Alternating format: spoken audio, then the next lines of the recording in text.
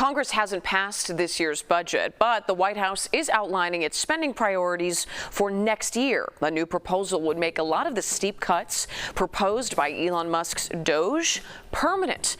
It would slash about a third of the budget for most federal agencies, with large cuts to healthcare, education, and clean energy programs. But defense and border security spending, those would get a significant boost. Make sure we have the border resources, the defense resources, and to save the American people some tax money. The biggest thing we're working on, maybe bigger than tariffs in a certain sense, is we call it the one big beautiful bill. President Trump also signed an executive order to cut funding for PBS and NPR. Both organizations say that move is illegal, and they plan to fight the order. Joining me now is CBS News Justice correspondent Scott McFarland. Scott, the Trump administration revoked some visas for students here in Chicago and elsewhere, and then this week that was reversed. So on the heels of that back and forth, I'm wondering if you can give us any more clarity on where the issue of immigration and deportation stands with the administration right now.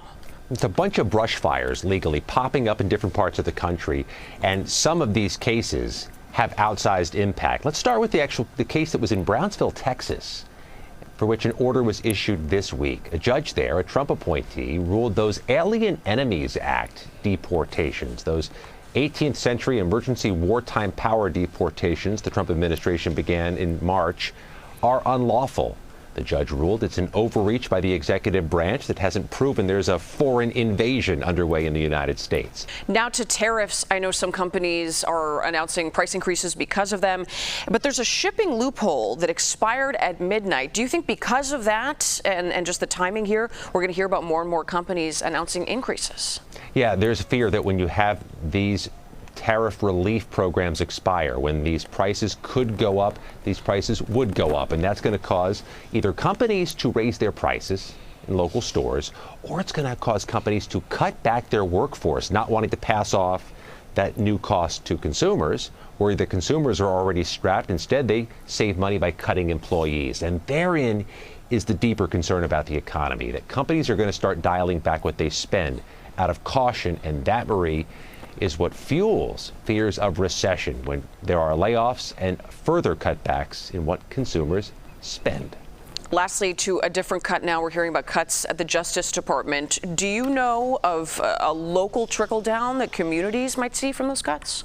Immediately, a CBS News review of what the Department of Justice has cut in its grant programs to help crime victims shows, yes, there are Chicago programs that will lose their grant money. Violence intervention programs in our area, the ones that interface with people on the streets to prevent crimes from happening. A lot of those initiatives are paid for in part by federal grant dollars.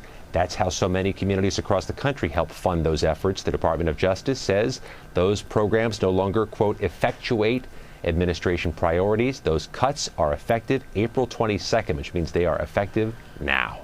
That is a major impact for sure in the Chicago area. Scott, thank you for that information and your time today.